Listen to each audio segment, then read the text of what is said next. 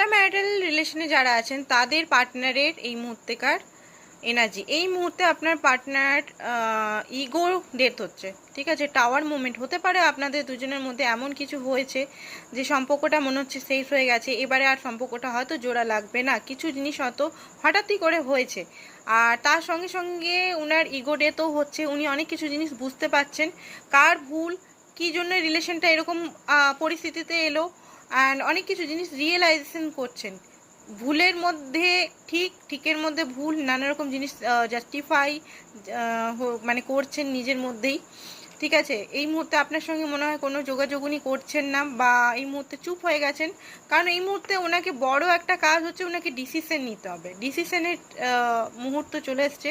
আর ডিসিশনটা আমি দেখতে পাচ্ছি ওয়ার্ল্ড এখানে ধরে রেখেছে, মানে আপনাকেই উনি চুজ করবেন, কারণ আপনার সঙ্গে ওনার প্যাশন, আপনার জন্যই উনি অ্যাকশন নেবেন, বাট 2 সপ্তাহ পর